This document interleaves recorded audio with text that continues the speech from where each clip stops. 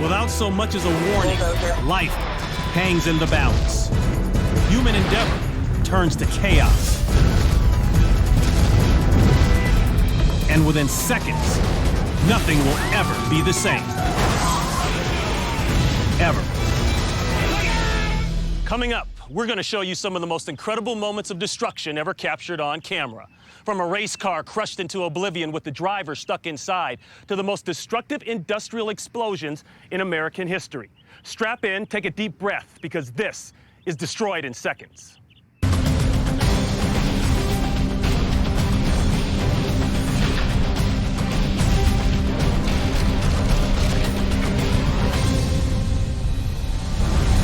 Addis Ababa, Ethiopia, 1991. This city of 3.5 million has been reduced to ruins by an act of terrorism. The EPRDF says this was a deliberate act of sabotage.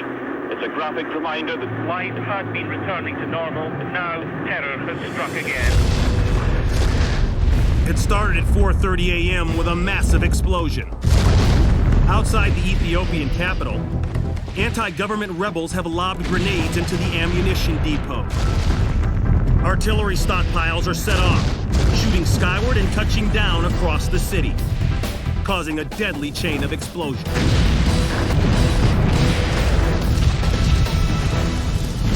The smoke is so thick that it obscures many of the secondary explosions. As day dawns, rocks, masonry, and chunks of metal rain down upon the thousands who flee the city center. Hindered by fire and debris, emergency workers are unable to reach many of the countless wounded. Apartments, offices, and 5,000 homes are destroyed. More than 100 people are dead. 3 days after the initial explosion, the city still smolders. For now, quiet has returned to Addis Ababa, but in this volatile political landscape, the question is always, for how long? despite the relative calm of the past few days, the situation here is still very volatile.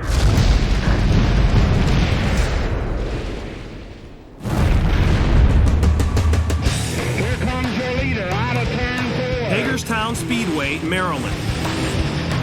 On the racetrack, drivers say rubbing is racing, and a bump, nudge, or push often ends a driver's chance of being in the winner's circle. And we got a car crashing on the backstretch.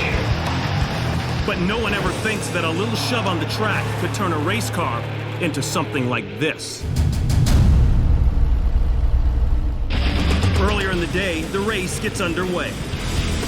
11 drivers are competing on the half-mile track in a 30-lap race. Drivers are neck and neck for the top 3 spots. The 19 car gets a lucky break and passes the 41 car, knocking him into 4th place. Hazel out front. Car number 19, Gary Stuller, moving to the outside into 2nd place. In a desperate move, the 41 car takes the turn tight and steals the 3rd spot from the number 5 car. But the 81 car is closing fast. The driver of the 41 car tries to keep him from taking his position.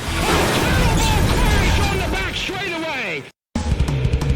Here comes your leader out of turn 4. 11 stock car drivers race fender to fender at the Hagerstown Speedway for what is scheduled to be a 30-lap race. Car number 19, Gary Stuller, moving to the outside into 2nd place. The 41 car is desperately defending his 3rd place position against the 81 car, but he is closing in fast. Back straightaway! A terrible crash on the back straightaway! The 81 car moves towards the outside. The number 1 car clips his right rear fender, sending him into the corner of the guardrail.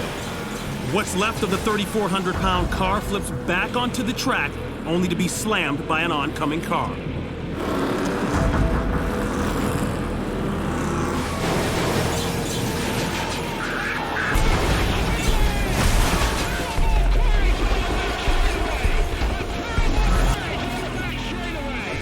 Everybody stand back and let the qualified personnel Within seconds, emergency crews are on the scene. The vehicle is completely destroyed. Trapped within the mangled metal is the driver. Rescuers work feverishly, tearing away at the vehicle to create an access point to the driver.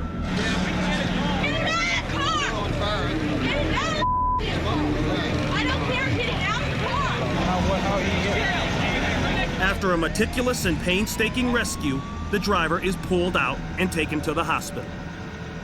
Car 41, Jack Bland, smashed into that retaining wall in the back straightaway. Despite the severe impact of the high-speed crash, the driver suffered only a broken leg. Since the accident, the entryway into the track has been closed off, preventing an accident like this from ever happening again. Back straightaway! A terrible crash on the back straightaway! Paris, France, June 9th, 1989. The first day of the Paris Air Show. Countries from all over the world are showcasing their state-of-the-art military aircraft. The Soviet Union has brought in their latest crown jewel, the MiG-29 jet fighter. The government is extremely proud of this technological achievement. And they're ready to show off its high-tech performance. The jet rips down the runway at 165 miles per hour. Within seconds, the MiG-29 enters a vertical climb, and the pilot executes an aerobatic loop. Just as the pilot is about to perform his next maneuver, the jet suddenly veers off course. 500 feet above the ground, an explosion erupts from the engine. The pilot desperately tries to maintain control, but the plane has lost power and slips into a nosedive. 2 seconds before impact, the pilot ejects with a force of 20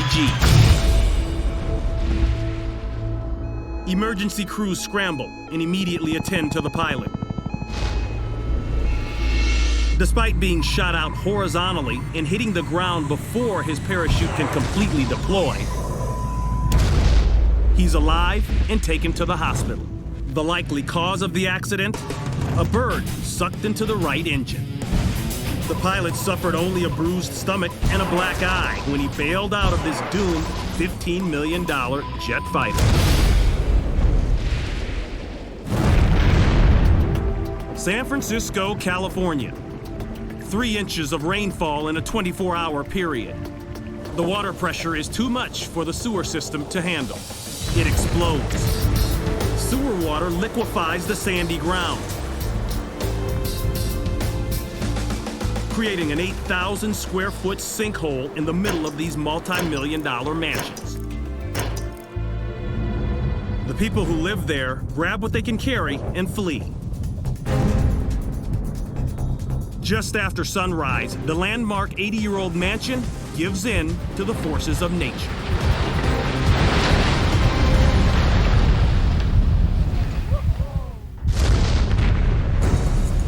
Just seconds before the giant hole in the ground claims the house, the floor falls away, dumping everything inside into the water-filled pit.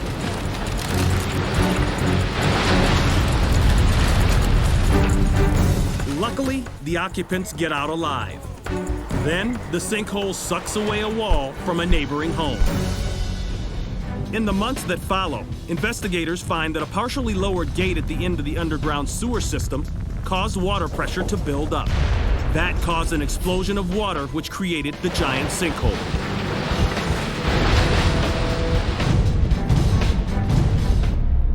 More than a dozen years later, the sinkhole is gone, and all that remains is this vacant lot.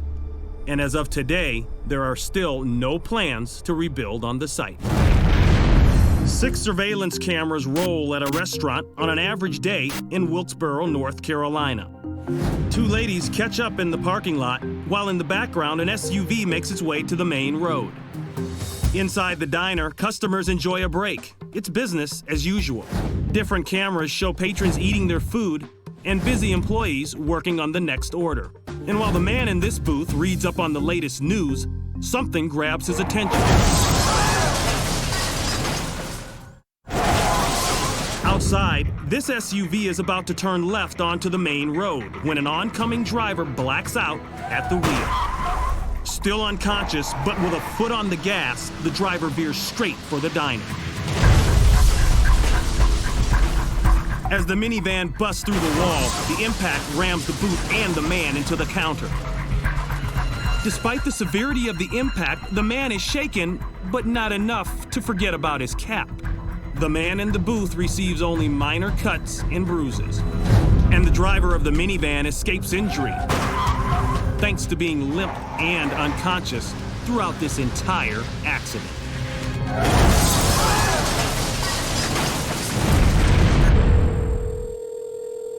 911, what is your emergency? A bulldozer levels a building in Granby, Colorado. Then another. And another. It's part of a meticulously planned citywide demolition project. The bulldozer went crazy. But this plan wasn't put together by city engineers or construction workers.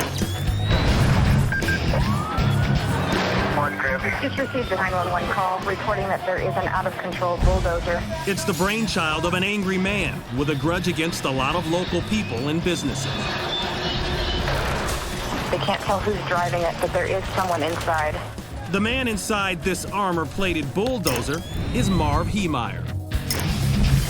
As horrified townspeople run for their lives, Heemeyer wrecks buildings and vehicles one after another.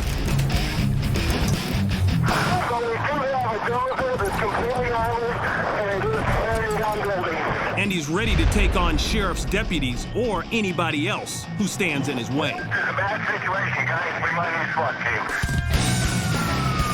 team. Heemeyer's an accomplished welder who spent a lot of time inside a secret workshop. Yeah, it's all encased in metal, and you can't see who's driving or anything. There, he outfitted the dozer with 2 sheets of half-inch steel plating with a layer of concrete in between. What type do you need? It's the biggest armor-piercing ammunition he has. On this day, he seals himself in and takes off on a violent ride. Pier 43, we've had automatic weapon fire come from the bulldozer. Inside his cockpit, 2 assault rifles, lots of ammo, and video monitors to help him see where he's going. I can't. He's on a dozer. Liberty Savings and West Star evacuated. Let's get all the Granby Town Hall. Start evacuating everything over that way. We need to get every box out of the cat. Evacuate down Park. Here he comes. A bank, a hardware store, a concrete factory, even the town hall, and especially the police department. The one thing all of those places have in common, Heemeyer feels he has been wronged by these businesses or the people who own them. He even exacts revenge on the home of the town's former mayor. He does have armor-piercing weaponry. Deputies and SWAT teams try everything. But even armor-piercing bullets can't penetrate Marv Heemeyer's homemade metal and concrete shield. If you want to try to box him in. At one point, a heavy equipment operator decides to put a stop to the carnage. He climbs behind the wheel of his front-end loader and gets set to take on the armored bulldozer. But quickly, the operator finds himself in an industrial-sized game of chicken. Heemeyer speeds ahead, aiming directly for the blockage. Realizing his intentions, the loader attempts to flee, but the armored dozer gives chase. Ramming the tractor off its path, it steams ahead to its next target. Authorities seize the narrow opportunity, using the front loader truck to block the dozer in. The civilian operator hurries to safety. Forced to continue ahead, Heemeyer pushes his creation to the limit. The bulldozer grinds to a halt under the rubble of a steel building. Its engine has called it quits. As authorities try to get into the cab of his homemade tank, Marv Heemeyer takes his own life. It takes officers several hours and a cutting torch to finally get inside the cab. None of the townspeople are hurt, but the price tag on this rampage is about $7 million.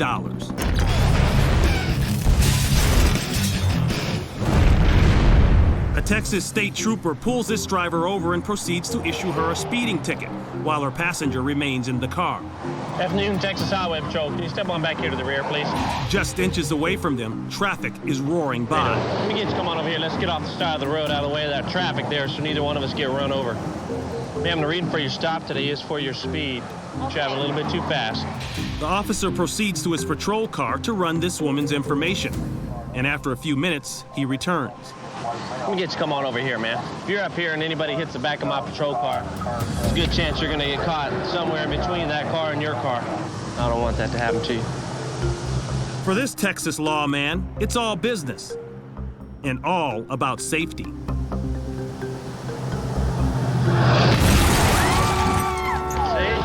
Just like that.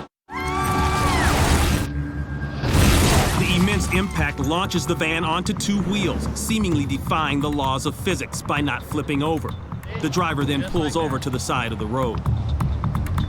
The woman is unharmed. The woman's passenger will be hospitalized. Her car is totaled, but there is one piece of good news.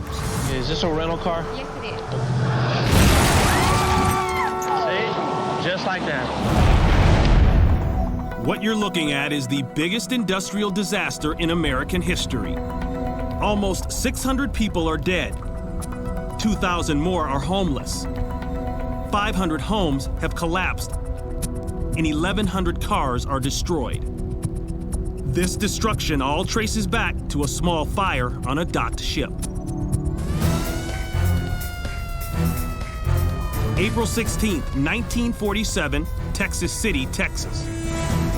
A fire has erupted on the ship SS Grand Camp and threatens to ignite 2,300 tons of the highly flammable chemical fertilizer ammonium nitrate stowed inside the cargo hold. The crew tries to extinguish the flames, but has little effect, and the fire continues to grow. The local fire department of 27 volunteers arrives and attacks the blaze. But the flames are relentless. The firemen are unaware of how critical the situation has become, and scores of curious onlookers are seen only a few yards from the inferno.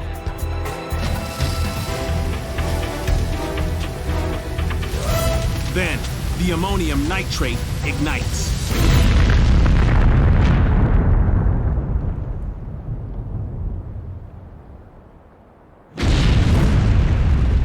Two explosions, seconds apart, detonate with the energy release of 21,000 tons of TNT, equal to the atomic bomb dropped on Nagasaki, Japan.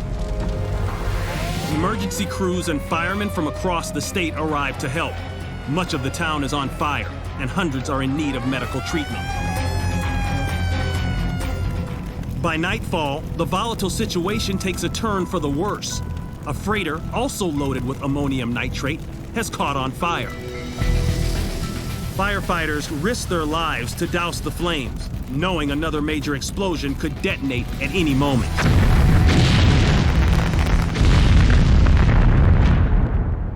The following day, most of the fire has burnt itself out, and debris strewn across the city shows the raw power behind the blasts. A barge now sits in a parking lot 200 feet away from the water. Cars in the lot resemble a junkyard. An airplane that was knocked out of the sky in mid-flight lies in pieces. Every house within a 1-mile radius has collapsed. Property damage was estimated in the hundreds of millions. 581 people died as a result of these blasts, and hundreds more were injured. To help put these explosions in perspective, the force of the blasts were 850 times stronger than the bomb that destroyed the federal building in Oklahoma City, a bomb which was largely composed of ammonium nitrate.